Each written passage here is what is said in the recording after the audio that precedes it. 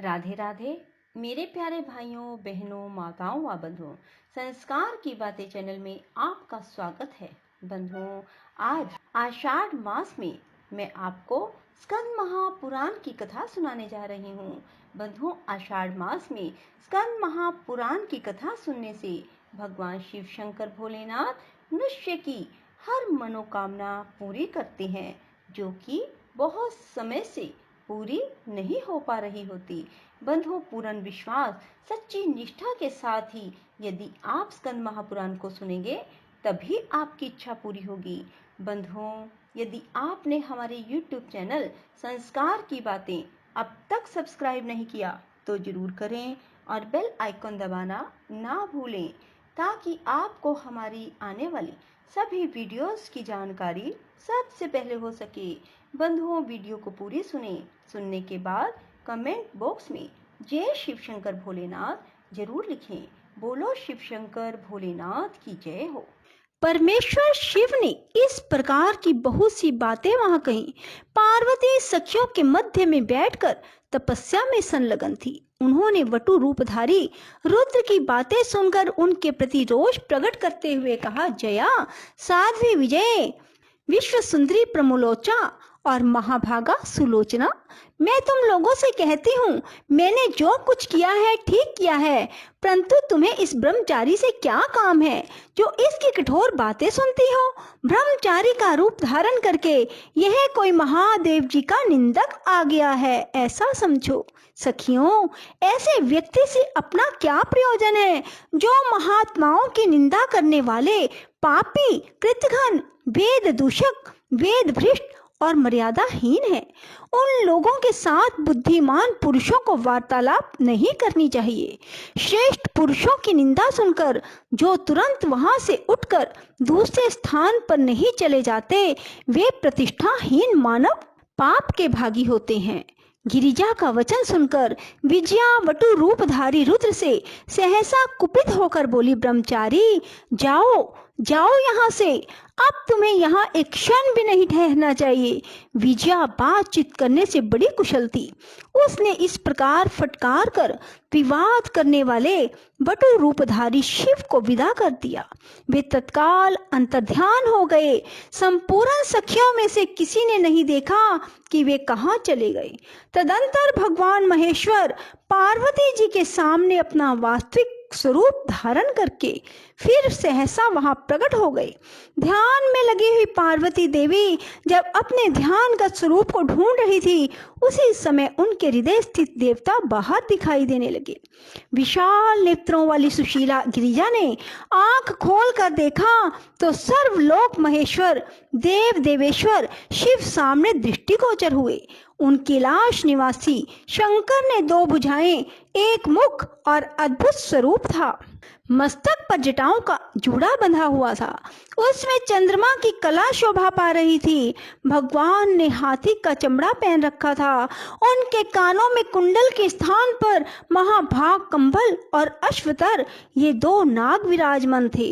परम कांतिमान सर्पराज वासुकी को हार बना लिया गया था। उनके हाथों में बड़े बड़े सर्पों के ही कंगन पड़े थे जो बड़ी शोभा दे रहे थे।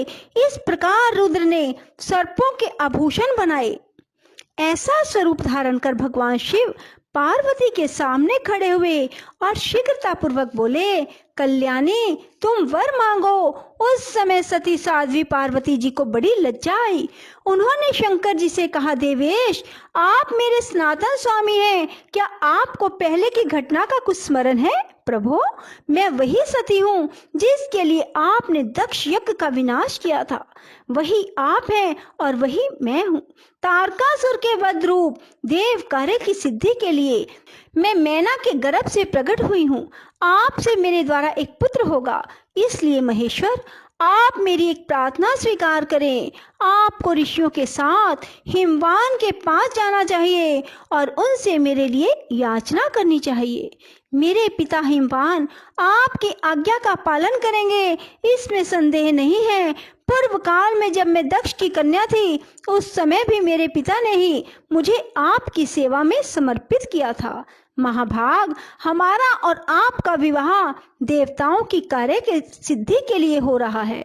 तब महादेव ने पार्वती जी से हंसते हुए कहा, देवी, अहंकार रूपा प्रकृति से महतत्व उत्पन्न हुआ, महतत्व से तामस अहंकार की उत्पत्ति हुई, तामस अहंकार से सर्वव्यापी आकाश प्रकट हुआ, आकाश से वायु और वायु से अग्नि की उत्पत्ति हुई, अग्नि से जल और जल से पृथ्वी हुई। सुमुखी, पृथ्वी आदि भूत और भौतिक वस्तुएं जो भी दृष्टि में आती हैं उन सब को नश्वर समझो। अविनाशी तो आत्मा ही है जो एक होकर भी अनेकता को प्राप्त हुआ है, निर्गुण होकर भी गुणों से आवृत हो रहा है, जो सदा अपने ही प्रकाश से प्रकाशित होने वाला है, किंतु इस समय दूसरे से प्रकाश ग्रहण करने वाला बन गया है, स्वतंत्र होकर भी प्रतंत्र सा हो गया है। देवी, प्रकृति रूप से तुमने ही महतत्व को प्रकट किया है। यह संपूर्ण मायामय जगत तुम्हारे द्वारा ही रचा गया है। तीनों गुणों का कार्य तुमने ही प्रकट किया है। तुम्हें त्रिगुणमयी सूक्ष्म प्रकृति हो। मैं सदा तुम्हारे सब व्यापारों का साक्षी मात्र हूँ। मैं हिमालय के पास नहीं जाऊंगा, उनसे किसी प्रकार की याचना नहीं करूंगा, क्योंकि किसी के सामने दीजिए ऐसा वचन मुंह से निकलने पर पुरुष उसी क्षण लघुता को प्राप्त हो जाता है। ऐसा कहकर भगवान शिव अपने स्थान को चले गए। तदंतर हिमवान अपनी धर्म पत्नी मैना और दूसरे पर्वतों के साथ वहां आए। पार्वती जी ने जब उन्हें देखा तो उठकर खड़ी हो गई और अपने माता पिता तथा भाई बंधुओं को मस्तक झुकाकर प्रणाम किया। तब हिमालय ने मधुरवाणी में पूछा, साध्वी, तुमने जैसे तैसे यहाँ रहकर क्या किया? पार्वती बोली, पिताजी, मैंने यहाँ उत्तम तपस्या के द्वारा काम नाशक महादेव जी की आराधना की है। मेरा वह महान कार्य जो अन्य सब लोगों के लिए अत्यंत दुर्लभ है आज सिद्ध हो गया। महादेव जी संतुष्ट होकर यही मेरा वरण करने के लिए पधारे थे, किंतु जब मैंने ये कहा कि मेरे पिताजी की अनुपस्थिति में इस समय आप मेरा पानी ग्रहण कैसे कर सकते हैं, तब वे जिस मार्ग से आए थे उसी से लौट गए। पार्वती जी की यह बात सुनकर बंधु बांधवों सहित धर्मात्मा हिमवान को बड़ी प्रसन्नता हुई। वे अपनी पुत्री से बोले, अब हम सब लोग घर को चले। उस समय सब लोग एकत्र हो पार्वती को सब ओर से घेर कर खड़े हो गए और उनकी प्रशंसा करने लगे। तदंतर हिमवान पार्वती को अपने घर ले आए। देवता लोग दुंदुभी बजाने लगे, उनके शंख और तुरे भी बज उठे।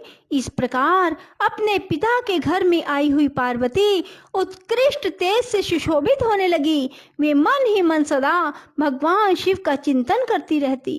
शेष देवता भी उनके प्रति पूज्य भाव रखते थे।